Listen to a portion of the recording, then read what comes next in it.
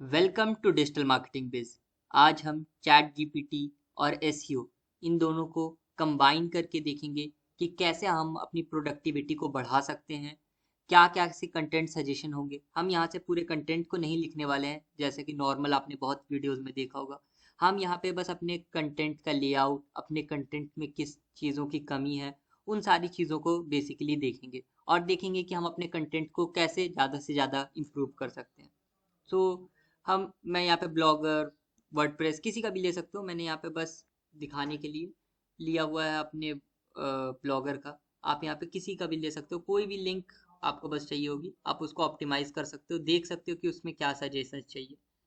तो अभी अगर हम यहाँ पे अपने इसी वाले ब्लॉग को ले लेते हैं, मैंने लिंक को कॉपी कर दिया और फिर आपने यहाँ पर आना है, एक प्रॉम्प्ट टाइप करना है। आप लिख सकते हो scale my content between 1 to 100 और यहाँ पे आप अपने लिंक को डाल सकते हो और आपने बस एंटर प्रेस कर देना है।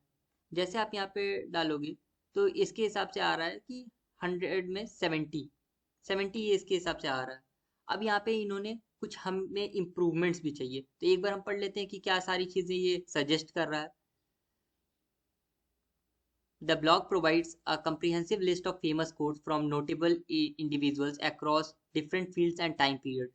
The selection of quotes is varied and included well-known quotes from many people may be familiar with. However, the content should be improved by providing more context and analyze for each quote. अब ये चीज़ है, मेरी ये coat वाली website है। तो यहाँ पर एक बहुत ही इंपॉर्टेंट चीज़ है कि अगर आप किसी तरह की कोट्स लिखते हो, फॉर एग्जांपल मैं आपको दिखाता हूँ, कोई सा भी एक खोल के दिखाता हूँ। यहाँ पे 100 कोट्स डाले हुए हैं, एक एक करके सारे कोट्स डाले हुए हैं। अगर आपकी कोट्स की वेबसाइट है तो आपको इन डेप्थ बताना होगा एक एक कोट के पीछे कि उसकी क्या फीलिंग थी। फॉर एग्जाम्पल मैं आपको दिखाता भी हूँ, इस वाले कोट पे आप देखिए वैलेंटाइन डे कोट्स है।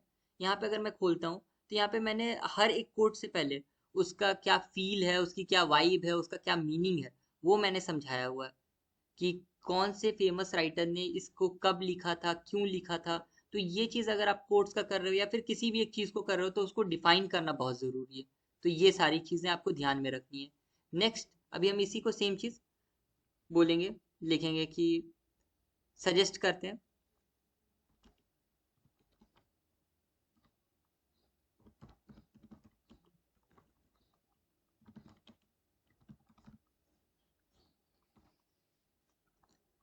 अब यहाँ पर हमने यहाँ इसके लिए सजेशंस मांगे कि हम क्या क्या सारी चीज़ें कर सकते हैं जिससे कि और इसका जो आइडिया है ये बेस्ट हो। तो बेसिकली एक बार इसका कंप्लीट हो जाए मैं फिर पढ़ के बताता हूँ कि क्या सारी चीज़ें। आप यहाँ पर प्रॉम्प्ट्स का यूज़ कर सकते हो। AIPRM, ये जो एक एक्सटेंशन है उसका यूज़ करके आप पूरे ब्लॉग का आउटलाइन भी क्रिएट कर सकते हो।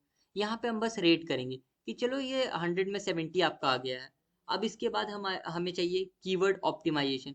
देखिए क्या है कि ये जो भी इस तरह का कंटेंट रहता है, इस तरह के कंटेंट्स में मैं बहुत ज़्यादा बार उस पर्टिकुलर मेरे टारगेट कीवर्ड को मैं यूज़ नहीं कर पाता हूँ। अगर मेरा आर्टिकल काफ़ी लंबा भी है, 2000-3000 वर्ड्स का भी है, तो मैं बार बार उसको वर्ड को यूज़ नहीं कर पाता हूँ बिकॉज यहाँ पर कोट्स ज़्यादा लिखे हुए रहते हैं। तो बेसिकली यहाँ पर हम बहुत ज़्यादा कीवर्ड्स का यूज़ नहीं कर सकते हैं। बहुत बार मैं फेमस कोट्स नहीं लिख सकता हूँ, वो रिलेवेंट नहीं होता है। इसी चीज़ पे मैं आपको एक और चीज़ बताना चाहूँगा कि एक होता है कीवर्ड स्टफिंग जो होती है। ये देख लो, यहाँ पे एक मैंने आपको प्रोवाइड किया हुआ है एक फोटो। यहाँ पे आप देखो कि ये आपको कीवर्ड डालना है, you have to put the keyword, आपको उसको स्टफ नहीं करना है। अगर आप इस पूरे आर्टिकल को पढ़ोगे तो आप यहाँ पे देखोगे टेक्निकल एसईओ, फिर से यहाँ पे टेक्निकल एसईओ। ये जो एक छोटा सा आर्टिकल है, ये बेसिकली 100-200 वर्ड्स का आर्टिकल नहीं होगा। इस पे इसने कितनी बार टेक्निकल एसईओ, ओवर ऑप्टिमाइजेशन, बहुत सारे वर्ड्स को यूज कर लिया है। इतनी बार अगर आप कीवर्ड्स को यूज करोगे तो ये एक अच्छा फैक्टर नहीं है। तो आपको इस चीज का ध्यान रखना है कि आपको कीवर्ड डालना है, ना कि कीवर्ड स्टफिंग करना है। एक आप पर्टिकुलर, आपको पता होगा कि आप अपने टारगेट कीवर्ड का 0.5% यूज करिए।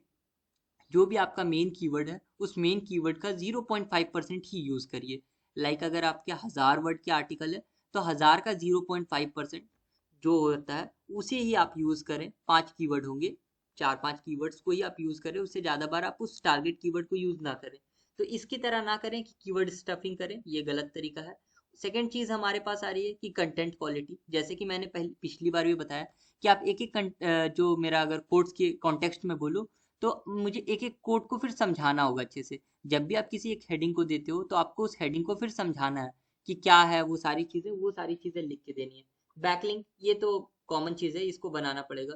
थोड़ी सी वेबसाइट की स्पीड का भी दिक्कत है क्योंकि ये जो थीम है वो ज़्यादा रिलेवेंट नहीं है, तो इस थीम को मैं चेंज करके देख सकता हूँ। और सोशल मीडिया पे प्रमोट करने के लिए बोला जा रहा है, और स्कीमा मार्कअप का मुझे यूज़ करना है। आप स्कीमा मार्कअप यूज़ कर सकते हो अपने ब्लॉगर पे, वर्डप्रेस पे, कहीं पे भी आप जा सकते हो। आप स्कीमा मार्कअप .org करके एक वेबसाइट है, मैं दिखा भी देता हूँ। स्कीमा मार्कअप ये देखो,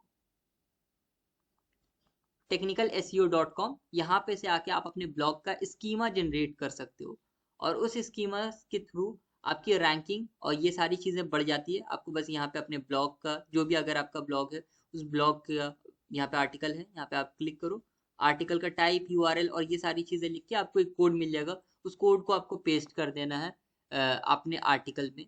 वर्डप्रेस पे आप है तो रैंक मैथ और वहाँ पे योस्ट एसईओ सारी जगहों पे आप जाके डाल दो। इससे भी आपकी रैंकिंग के चांसेस जो होते हैं वो बढ़ेंगे स्कीमा मार्कअप अगर आप डालते हो, क्योंकि यहाँ पे हम पूरा डिफाइन करते हैं कि हमारे टाइटल क्या है, डिस्क्रिप्शन क्या है, क्या सारी चीज़ें, इमेजेस का यूआरएल क्या है, वो सारी चीज़ें डाल के हम लोग यहाँ पे बनाते हैं और उसके बाद उसको वर्डप्रेस और यहाँ पे डालते हैं। इससे भी हमारी रैंकिंग स्पीड होती है।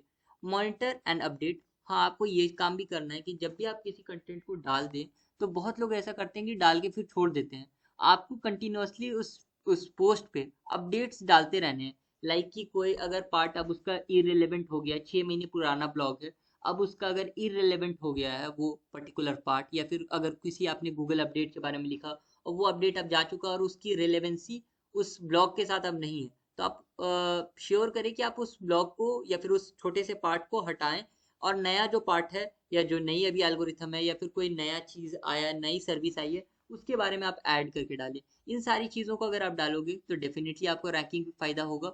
अब चैट जीपीटी से रिलेटेड बहुत सारी वीडियोस आने वाली है इस चैनल पे, तो मेक श्योर कि आपने इस चैनल को सब्सक्राइब करके रखा हो, जिससे कि जितनी ज़्यादा चैट जीपीटी का हम लोग यूज़ ले सकते हैं और जितने भी एआई टूल्स हैं जिसके यूज़ करके हम अपने ग्रोथ को बढ़ा सकते हैं, अपने बिजनेस को बढ़ा सकते हैं, वो सारी चीज़ें अब आपको इस चैनल पे मिलेंगी।